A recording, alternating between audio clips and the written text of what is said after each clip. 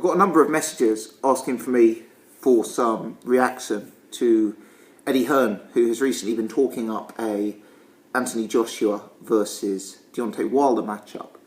Clearly it's a matchup that excites the boxing public, and I can see why. Two charismatic heavyweights, two big guys, two massive punchers, two Olympians, and in many people's eyes, the two most devastating heavyweights on the planet right now. In terms of my initial reaction to this, my very first thought that went through my head is, let's see how Anthony Joshua gets on against Vladimir Klitschko before we start planning his next fight. Because I know in a lot of people's minds, it's a certainty that Joshua wipes out Klitschko in a matter of seconds. But in my mind, that's less clear. As you know, I think the fight's a very good fight. I think the fight's a very competitive fight. I can see the fight going either way. But gun to my head, I'm picking Vladimir Klitschko at this particular stage. So that was, if you're asking for my reaction to the talk relating to Joshua versus Wilder, that is my initial reaction. Let's see if he gets on past Vladimir Klitschko, so I think that is far from a gimmick. Further to that, let's think. My secondary reaction was probably that this is just Eddie Hearn hyping a fight with Deontay Wilder. And I think one of the reasons for that is I know Eddie Hearn's keen to break America. He's talking about working with Floyd Mayweather. He's talking about working with Al Heyman. He's talking about promoting Luis Ortiz versus Jarrell Miller over in the States. And I can understand why they want to make Joshua a global superstar. But let's be honest, Joshua is doing so well in the UK right now, and commercially is such a big player in the UK right now. If I was managing him from a pure financial perspective, I'd be less concerned about building him in America. Joshua's an active heavyweight. Joshua's a guy who can fight 3 or 4 times a year. And I really think that Joshua could really be looking at stadium fights for the rest of his career. If Joshua is to beat Vladimir Klitschko, now let's say he drops down a level and fights a Kubrat Pulev or a David Price or a Derek Chisora. And I'm not saying he's necessarily going to take those fights, but let's be honest, Joshua in those fights sells out stadiums. From a hardcore boxing fan perspective, we can laugh and mock Joshua versus David Price. But let's be honest, commercially that's a big fight. That is a fight that for me sells out a stadium, a football stadium. Maybe not Wembley, but maybe the Emirates. Maybe Liverpool, maybe Anfield. For me, that's a fight that easily does 400,000 pay-per-view buys, maybe 500,000, maybe even 600,000 if Joshua's profile continues on the upwards trajectory that it's been on. And it appears to be doing that with the Vladimir Klitschko fight. What I'm getting at is you get all these fighters wanting to go and break America and wanting to become a commercial success in America. And traditionally, I think that's the right thing to do. Traditionally, I think that's where the money is. But I think in Anthony Joshua, we've got such a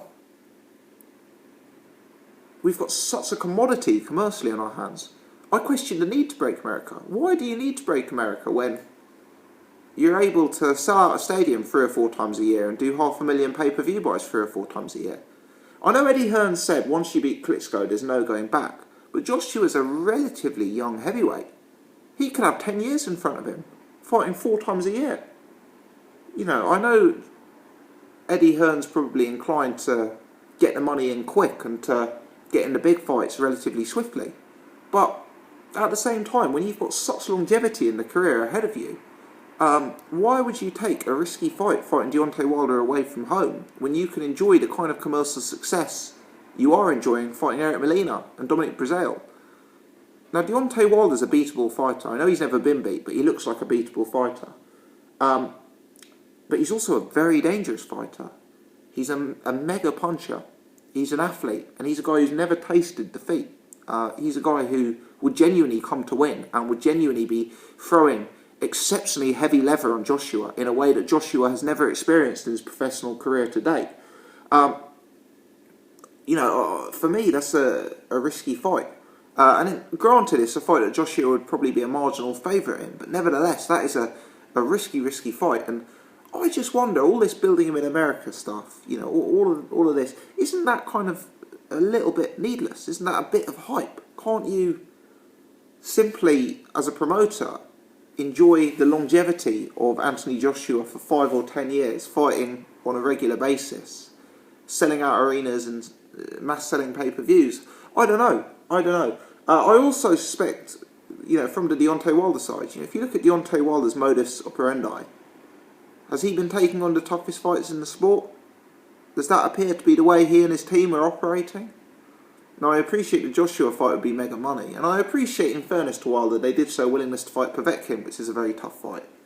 But Joshua's return fight against Andre Waric is hardly a sort of sign of intent that he's coming for the very top guys in the heavyweight division right now. Call me sceptical.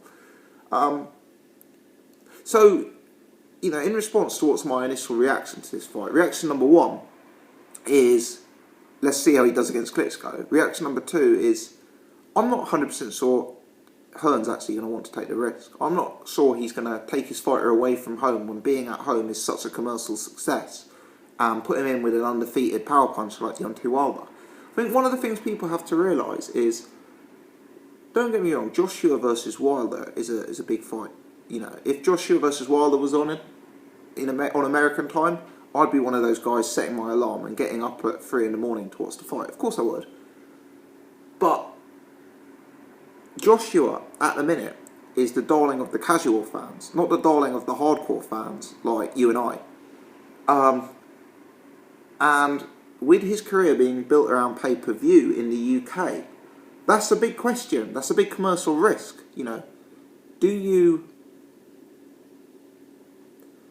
Do you put him on British pay-per-view on US time? How many people are not going to buy the pay-per-view because it's on at 3 in the morning? For me, that does make it less attractive. Having to sell out 20 quid to watch something at 3 in the morning rather than 10 o'clock at night. So, there's a risk factor there. But then I got thinking, so that was reaction 1 and 2. Reaction 3 was actually more positive.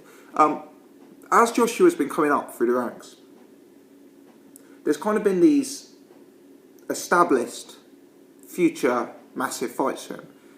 We've kind of always known that at some point there'd be a massive fight that would sell out Wembley Arena against Tyson Fury. At some point there'd be a massive fight that would sell out Wembley Arena against David Haye.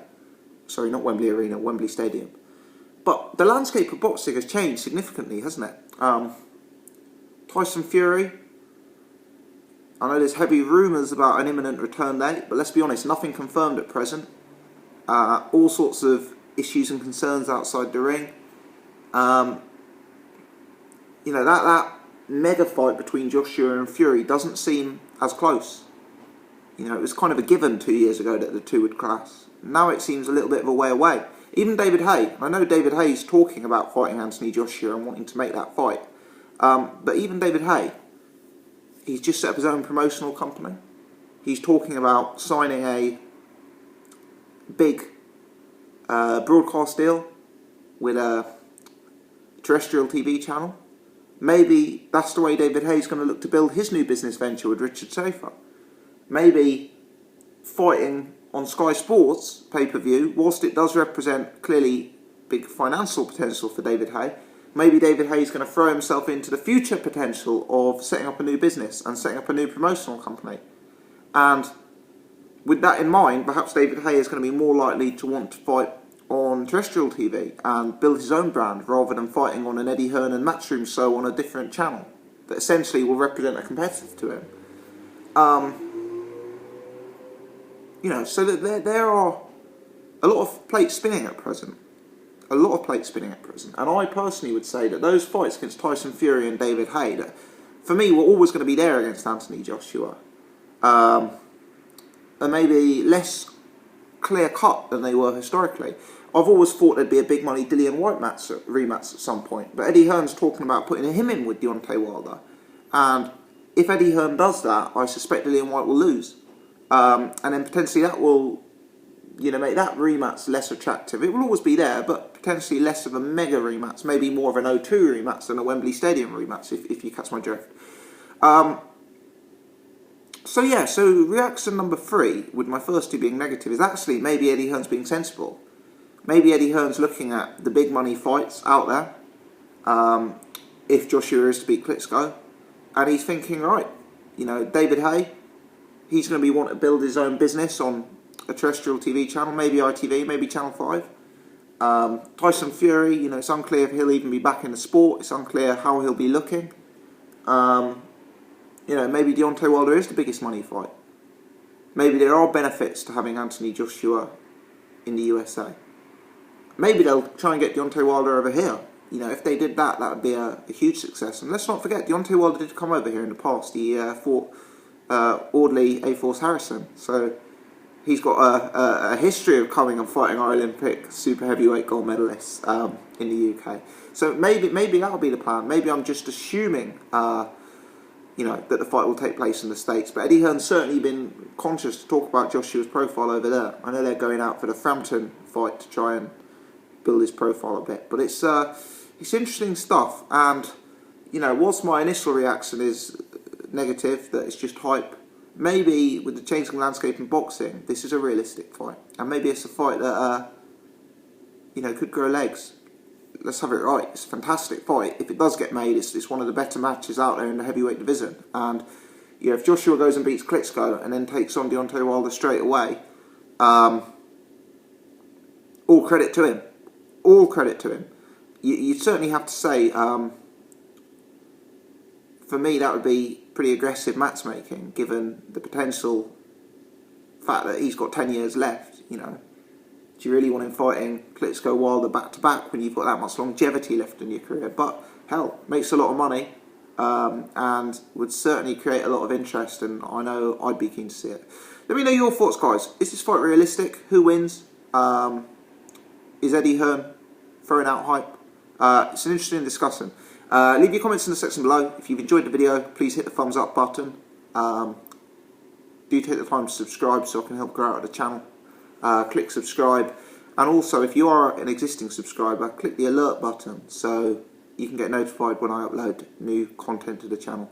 Many thanks for watching, guys. Appreciate everyone tuning in.